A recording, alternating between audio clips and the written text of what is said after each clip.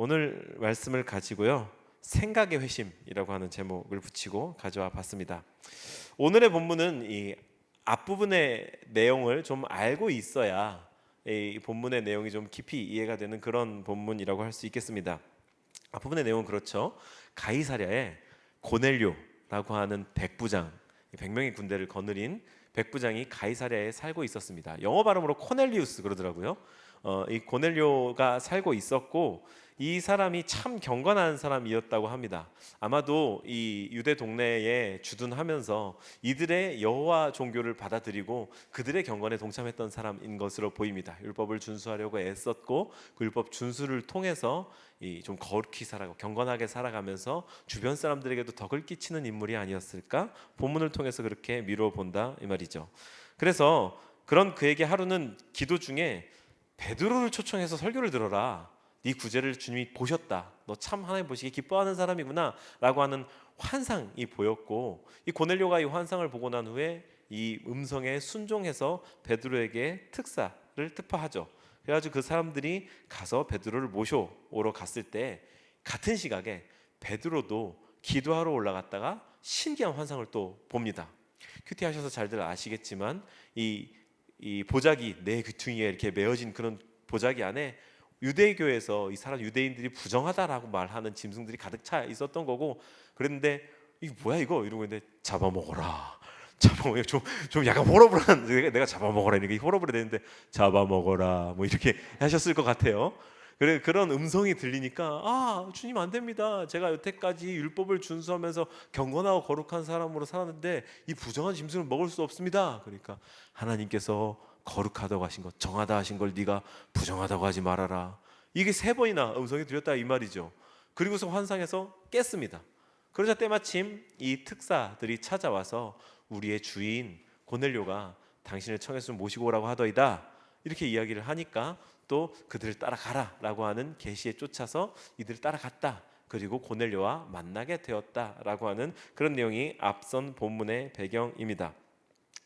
여러분이 익히 아시다시피 이 본문의 사건 이후에 제가 우리 교회 뭐 안디옥 교회 막 이런 거 얘기하면서 몇 번 얘기했던 포인트가 요맘때거든요. 이 시점 이후로 이방인들에게도 복음을 전파하고 그들에게도 침례를 주는 그런 역사가 시작이 되었습니다. 그리고 공식적으로 그들에 대한 침례와 그리스도인됨, 형제됨을 인정하게 되었죠. 저는 이렇게 이방인들에 대한 생각과 관점의 변화가 생긴 것을 오늘의 제목처럼 생각의 회심이라고 좀 오늘 정의해 보았습니다. 생각의 회심. 왜냐하면은요, 제가 이게 무슨 말인지 뭐 이단적인 주장인지 제가 거기에 대해서 설명을 좀 해야 될 것 같은데요. 회심을 2번 해야 된다든가 뭐 어떤 회심 따로 있다는 뜻이 아니라 좀 상징적으로 이런 표현을 쓴 것인데요.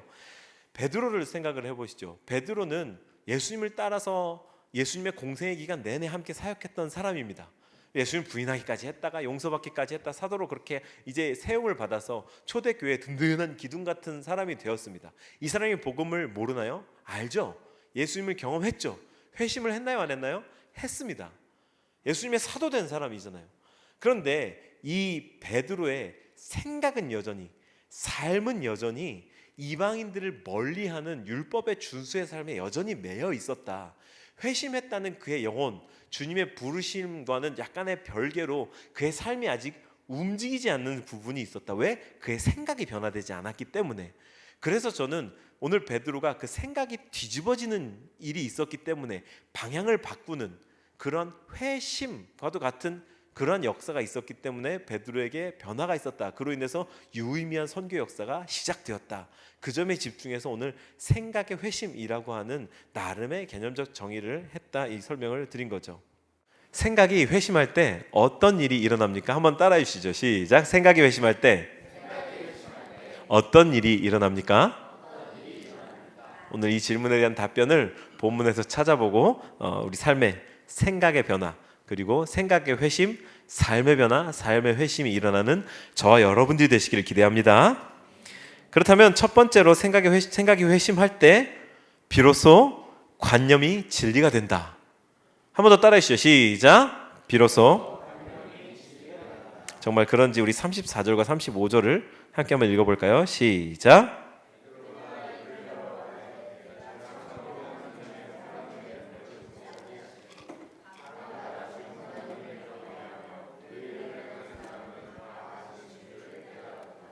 사람의 외모를 보지 않는다. 이거 어디서 많이 듣던 멘트 아닌가요? 하나님은 사람의 외모를 취하지 아니하시고 중심을 보시고, 그죠? 잘 아시다시피, 처음 듣는 것 같은 그런 표정을 지으세요, 다들. 잘 아시다시피 다윗을 왕으로 기름 부으러 사무엘이 이새의 집에 찾아갔을 때 거기에서 이제 그 형제들의 수려한 용모에 사무엘이 훅 눈길을 뺏길 때 주님께서 주셨던 말씀입니다. 나는 외모를 보지 않고 중심을 본다라고 하는 말씀. 구약 성경에 있었던 말씀인 거죠.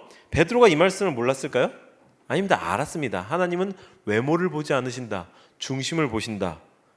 그런데 그 전까지도 베드로가 만약에 이 멘트를 입에 담았다면 아니까 하는 말이었을 겁니다. 왜? 그가 정말로 이 말을 믿고 신뢰하고 하나님이 그런 분이라는 것을 정말 진심으로 믿고 있었다면 외모에 해당하는 이방인들의 출신 성분, 그들의 어떠함이 베드로가 그들을 형제로 받아들인 데 있어서 걸림돌이 되어서는 안 됐지 않겠습니까? 근데 그때까지도 베드로에게는 이게 여전히 이 걸림돌이었던 거죠. 형제로 받아들이는 데에 있어서. 저는요, 이재용 회장을 압니다. 여러분도 아시나요? 그는 삼성그룹의 총수죠. 그리고 아버지는 이건희였고요. 할아버지 이름도 압니다. 이병철이었습니다. 그런데요, 전 실제로도 봤어요. 이렇게 저쪽에 거기 어디야? 그 한옥마을 있는데 어쨌든 거기 이렇게 갔다가 식사하러 들어갔던 식당에 거기 와 계시더라고요. 그래서 이렇게 먼 발치에서 보고 너무너무 신기한 거야. 어쨌든 그렇게 보기도 했습니다. 실존하는 인물이라는 걸 확인했어요. 제가 그분을 알아요. 안 믿으시는 분이지만 어쨌든 알아요. 근데 이게 정말로 아는 거예요. 여러분들이 이런 분위기는 제가 그분을 안다고 하는 말의 의미를 여러분들이 알기 때문이라고 느껴집니다. 그죠? 제가 그분을 정말 아나요? 아닙니다. 이거는 아는 게 아니에요. 머리로는, 지식적으로는 아는 거지만 제가 그분과 정말 인격적으로 친밀한 교제를 가졌는가? 아니에요. 저 여기 김영순 집사님을 압니다. 그죠? 양혜중 집사님을 압니다. 생일 축하합니다. 이것도 알아요. 오늘 생일이라는 것도 알아요. 예, 이 정도로 알아요. 성경에서 하나님을 안다라고 할 때 제가 여러 번 누차 말씀을 드렸지만 거기에 제일 많이 쓰였던 표현이 야다라고 하는 표현인데, 이건 부부간의 부부관계를 의미하는 그런 정도의 깊은 친밀감을 의미하는 단어입니다. 하나님을 안다는 것은요, 관념적으로 안다는 것을 넘어섭니다. 근데 오늘의 본문에서 베드로가 이제서야 비로소 하나님께서 외모를 보지 않는다, 나는 모두를 구원하러 온 거야 라고 말씀하신 그 말씀의 의미를 알게 된 거죠. 깨닫게 된 관념에서 진리구나, 맞구나, 하나님 정말 그렇게 오신 거구나. 우리도 그런 경험 있지 않습니까? 뭔가 정말 당연한 사실이야, 정말 기본적으로 아는 상식이야. 근데 그게 퍼뜩 깨달아지는 때가 있지 않습니까? 맞아요. 우리에게는 관념이 진리가 되는 순간이 있습니다. 오늘 베드로에게도 생각의 회심이 일어나자 관념이 진리의 차원으로 넘어오게 됩니다. 예수 그리스도의 우리를 향한 사랑, 얼굴을 보지 않는다. 누차 말씀드리지만 여러분, 주님이 얼굴을 보시면 여기선 저밖에 구원받을 사람이 없어요. 안타깝지만 기분 나빠하시는 것 같으니까 빨리. 관념에 머물러 있는 단어 우리에게도 있습니다. 내 이웃을 내 몸과 같이 사랑하라 라고 하시는데요, 여러분, 우리는 이웃은커녕 요즘 세상 정말 저를 한번 봐주실까요? 요즘 세상 정말 신기합니다. 자기를 엄청 아끼는 것 같아 보이는데 또 역으로 자기를 굉장히 학대하는 세상입니다. 굉장히 비하여 자기 스스로에 대해서 만족하는 법이 없습니다. 더 해야 돼, 자면 안 돼, 아침형 인간, 아침형 인간은 좀 오래된 얘기지만 어쨌든 자기 스스로를 끝까지 극한까지 몰아붙여야 되는 그런 사람을 더 유익하다, 의미 있는 인생이다 라고 얘기하는 그런 세상 아니겠습니까? 우리는 자기 스스로를 사랑하지도 못하는데 어떻게 이웃을 사랑하겠습니까? 너를 사랑하는 것처럼 네 이웃도 사랑해라라고 한다면 그도 코너에 몰아 넣어야 하는 겁니까? 아니죠.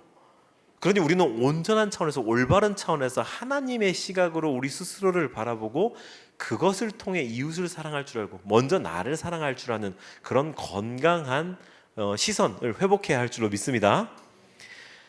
스스로를 사랑하시고 존귀히 여기는 저와 여러분들이 되었으면 좋겠습니다. 그리고 두 번째로, 생각이 회심할 때요, 비로소 하나님 나라의 복음이 완성된다라고 할 수 있겠습니다. 한번 읽어주시죠. 시작. 비로소. 우리 43절을 함께 한번 읽어주실까요? 43절 시작.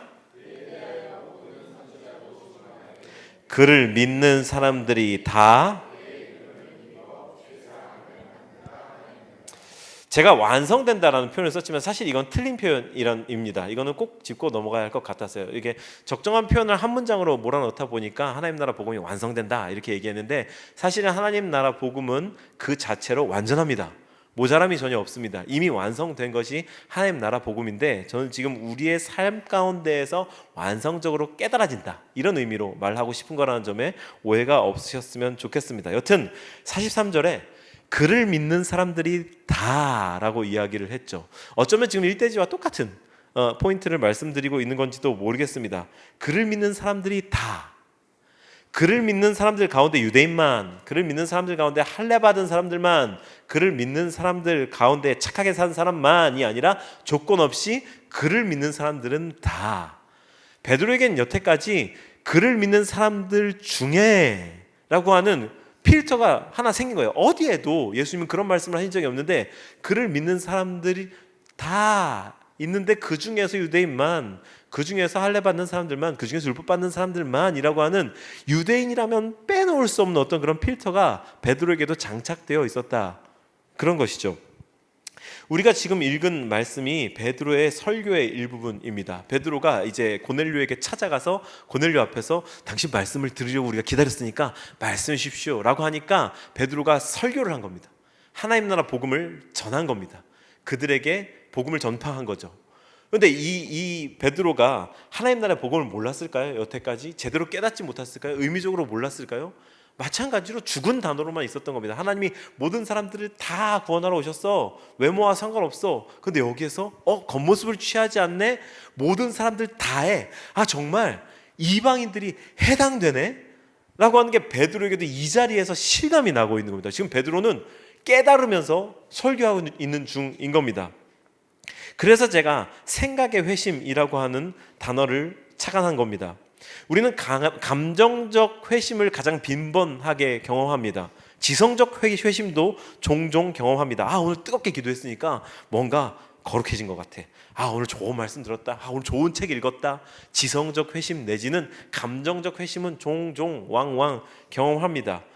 그런데 이 모든 종류의 회심들은 내 삶으로 이어지지 않으면, 제가 왜 여기에서 생각의 회심이라는 개념을 갖고 왔냐면, 생각이 바뀌어야 거기서 비롯되는 손이 바뀌거든요.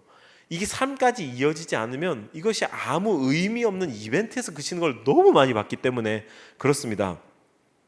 우리의 종교적 경험은 지엽적이기 때문에 절대적인 어떤 수치나 이런 것들로 이렇게 개념화해 놓은 걸 경계해야 됩니다. 이를테면 방언을 해야지만 성령이 충만한 거야. 어떤 역사가 나타나야지만 주님이 함께 하신 거야. 이런 종류의 어떤 기준들, 이런 거에 있어서 매우 조심해야 합니다. 절대화해서는 안 됩니다.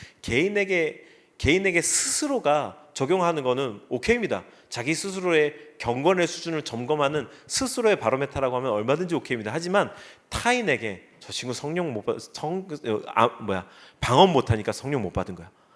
저 친구 교회 주일 청소 안 하니까 그러니까 경건하지 않은 거야. 이런 종류의 칼로 두부 자르듯한 표현은 타인에게 절대로 갖다 들이대지 마십시오.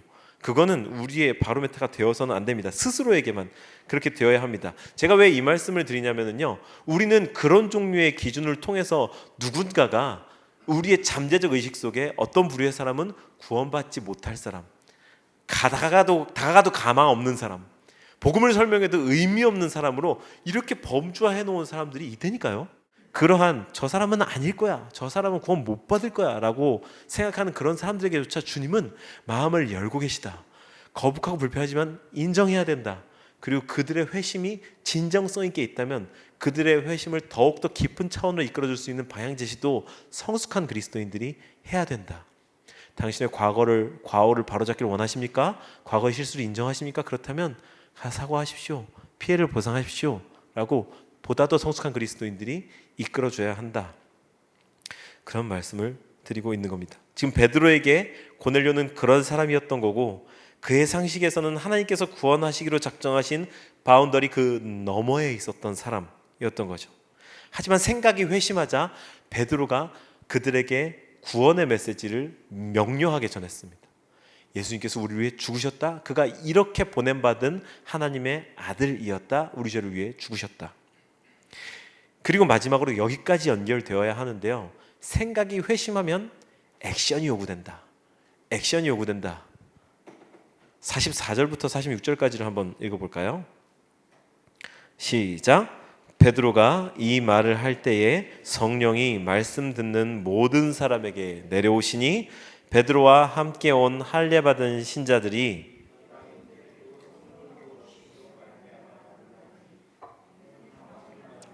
하나님 높임을 들음이러라.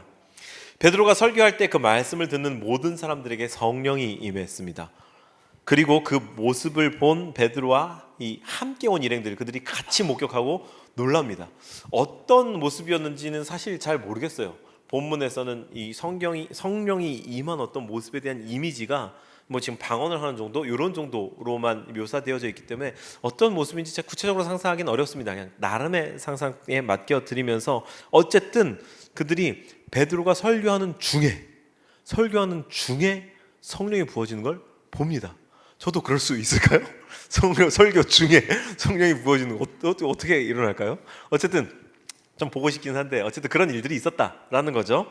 그러고서 신비한 역사가 이렇게 일어나고 베드로가 이렇게 말합니다. 47절과 48절을 눈으로 한번 봐주시죠. 이에 베드로가 이르되 이 사람들이 우리와 같이 성령을 받았으니 누가 능히 물로 침례 베품을 금하리요 하고 명하여 예수 그리스도 이름으로 침례를 베풀라 하니라. 그들이 베드로에게 며칠 더 머물기를 청하니라. 이제 저를 한번 봐주실까요? 베드로가 하나님의 일하심을 부인할 수가 없는 지경이 됐습니다. 모두가 다 인정할 수밖에 없는 일들이 일어나기 때문에 막 각 외국어로 막 하나님 나라의 복음을 선포하는 일들이 이 자리에서 일어나고 그걸 보는 모든 사람들이, 특별히 자기와 함께 동행해서 온 이들이 유대인이었을 걸로 추정됩니다. 그들도 이 모습을 보면서 놀랐습니다.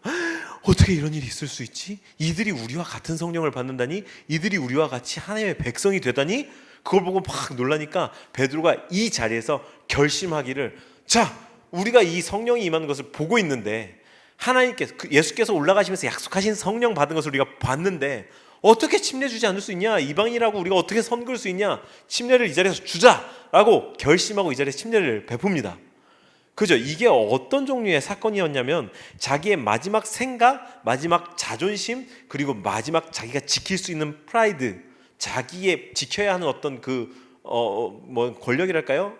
자기 정체성 같은 걸 마지막으로 훅 내려놓는 순간이었던 겁니다. 민족의 원수 로마의 백부장과 식사를 한 것도 모자라 그에게 그리스도인들만의 소중한 침례를 주었다. 예루살렘에 돌아가면 어떻게 될까요? 어떤 일이 벌어질지 모르는 겁니다. 베드로는요, 야고보와 함께 예루살렘 교회의 지도자였습니다. 입지를 갖고 있는 인물이었다고요. 실제로 베드로는 이 일로 인해서 이후에 예루살렘 교회에서 로마로 거처를 옮기게 됩니다. 이것이 이제 시작 지점이 되어서요. 막강한 영향력을 행사하던 예루살렘 교회의 수장 베드로는 이방인들을 배척하는 유대인들에게 복음을 전하고 있었고 그들을 목회하는 목회자였습니다. 하지만 그들이 인정하지 않는 그들의 바운더리 밖에 있는 이방인들에게 침례를 주고 그들에게 복음을 전하고 그들의 신앙을 인정해주고 형제로 받아들이는 급진적인 행동을 했다. 즉 액션을 했다. 주님께서 전해주신 복음을 알고 있었고 그의 제자가 되어서 목회자로 사도로 중요한 역할을 하며 이미 살고 있었는데 그에게는 영혼의 회심 그리고 삶의 회심, 사도로서의 회심은 있었지만 생각의 회심이 아직 일어나지 않아서 생각이 뒤바뀌어지고 그것이 행동으로 이어지자 이방인들에게 복음이 쭉쭉 뻗어나가는 시작의 물꼬를 트게 되었다. 오늘 그 말씀을 이 본문을 통해 힘주어서 드린 겁니다. 누가 꼬투리를 잡으려면 잡을 수 있는 빌미를 준 것이고 실제로 11장에 넘어가자마자 베드로는 이 유대인들로부터 강한 비난을 받습니다. 어떻게 그럴 수 있느냐. 그리고 이제 후에 13장인가요? 예루살렘 종교회의가 열리고 거기에서는 이제 이방인들을 형제로 맞아들이는 유의미한 결과를 도출하게 되죠. 하지만 후에 말씀드린 대로 베드로는 로마로 물러나게 되는 그러한 일이 있게 됩니다. 이게 무슨 뜻입니까? 생각의 회심이 내 삶의 현장으로 손으로 액션으로 이어지면 손해가 일어난다는 겁니다. 일어날 수밖에 없다. 그게 세상의 구조다라고 하는 거죠. 그 손해까지 감수할 용의가 있으신가요? 복음으로 비롯되는 삶에 손해가 있다면 감수할 용의가 있으신가요? 이제 저는 설교를 마치려고 합니다. 지난주에 살펴보았던 스데반의 순교, 그걸로 촉발된 박해, 그리고 이 박해를 피해서 흩어진 사람들, 그리고 오늘 본문을 통해 확인된 이방인에게 전해지는 이 복음과 성령의 역사, 이 위대한 물줄기 가운데에서 우리가 몇 차례 걸쳐서 나누었던 안디옥 교회가 탄생하게 된 겁니다. 안디옥 교회에 대해서 제가 여러 번 강조한 바 있지만 그때 못 들었던 분들도 이 자리에 이렇게 덜어 계시는 것 같아서 아주 짧게 설명을 드리자면, 안디옥 교회는요, 최초로 유대인의 벽을 넘어 이방인들로 세워진 교회였습니다. 초대교회에서. 즉 오늘 생각의 회심이 구체화되어서 실현되어진 공동체가 안디옥 교회였다, 이 말입니다. 우리 교회는 초대교회라고 소위들 말하는 예루살렘 교회를 표방하지 않는다라고 제가 1년 반 정도 전, 1년 3개월 전 3월에 이 자리에서 우리 첫 예배를 드리면서 이 자리에서 나눴었습니다. 보통 초대교회 하면 예루살렘 교회를 이제 모범으로 삼거든요. 근데 예루살렘 교회는 제가 오늘 설교에서도 계속 말씀드린 것처럼 유대인들로 이루어진 교회였습니다. 그리고 베드로가 유대인들을 상대로 전하던 복음, 마치 마태복음이 그랬던 것처럼 그들에게 전하는 복음에 어떤 특별함이 있었기 때문에, 그들의 문화적 배경에 특별함이 있었기 때문에 다소간 독특한 모양을 갖게 되었습니다. 그런데요, 그 벽을 넘어선 최초의 교회 안디옥 교회는 이방인들의 교회, 즉 세상으로 침투하는 교회였다, 이 말입니다. 세상에 침투되어져서 세워진 교회. 여태까지 우리 한국 교회는 어쩌면 예루살렘 교회 같은 모습이었을지도 모르겠습니다. 한때 대한민국 주류 종교로 엄청난 교세를 자랑하면서 어지간한 이 나라의 권세자들은 모두 다 어떤 교회 장로요, 어떤 교회 집사요 이러면서 그들이 하나님이 축복해 주셔서 그렇게 권세자의 자리에 올라갔다, 이런 간증이 성공의 공식처럼 있었던 게 한국 사회의 문화였습니다. 그러다 보니 개토화됐죠.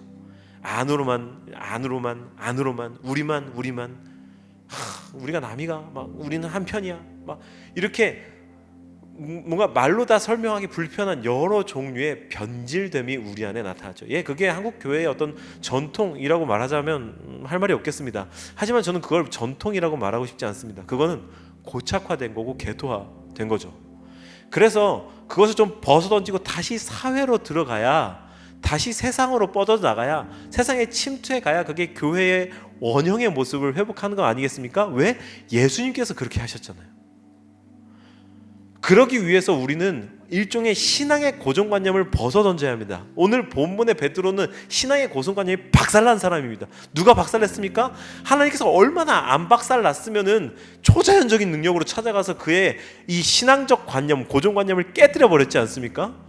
그러니까 가가지고 하나님이 이곳에 계시는구나, 이곳에서 일하는구나 인정하고 그들에게 복음을 전할 수 있었고 침례를 베풀 수 있었죠. 예수님이 어떤 분이었습니까? 우린 예수님을 거룩하게, 예수님이 오늘날 21세기 2024년에 지구에 오신다면, 이곳에 오신다면 이런 교회들 순회하시면서 막 하는 사람들 모여가지고 에어컨 빵빵하게 틀어놓고 정장 차리면 박수 막 할 때 조 하나의 마이크 막 수천만 원짜리 마이크를 대놓은 강단에 올라가서 마이크 테스트, 여러분 예수 그리스도를 잘 믿으십시오, 날 잘 믿었으니 복 주겠습니다, 이런 예수님으로 생각하고 있는데요, 1세기의 유대 사회의 예수님은요 룸사롱에 가시는 분이었습니다. 주정뱅이들을 찾아가는 분이었습니다. 마태복음 11장 18절 19절인가요? 예수님께 그는 먹보요 술꾼이다 라고 비난하는 말이 나옵니다. 먹보요 술꾼이다, 이게 정확한 번역이거든요.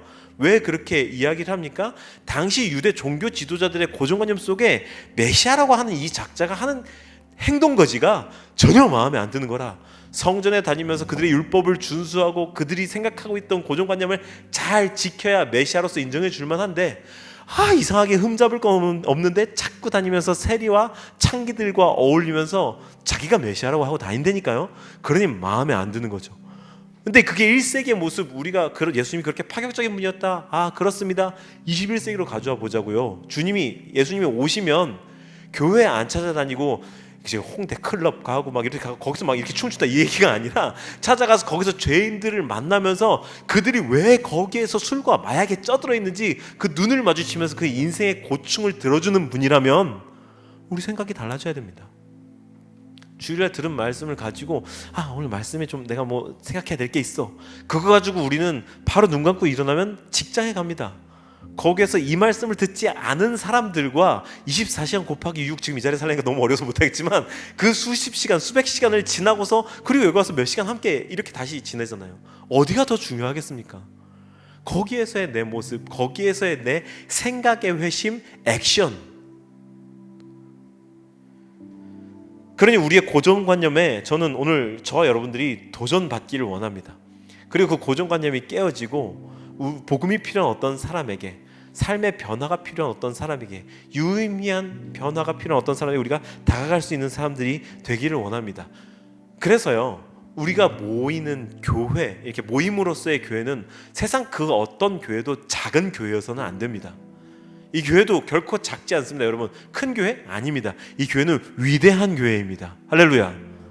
위대한 교회. 그래서 우리가 흩어져도 그 숫자가, 사람의 숫자가 적어져서 같은 생각을 공유하는 사람들의 숫자가 적어졌기 때문에 덜 위대해지는 게 아니라 그가 그 모습 그대로 삶의 현장으로 옮겨 심어졌기 때문에 거기에서 더 무럭무럭 자라야 할, 더 위대하게 자라야 할 위대한 교회임에는 변함이 없어야 합니다. 할렐루야. 그런 여러분들이 되시길 주의 이름으로 축원합니다. 그렇게 하나님 나라를 꿈꾸는 저와 여러분들이 되시길 바라서 오늘 이 말씀을 드렸습니다.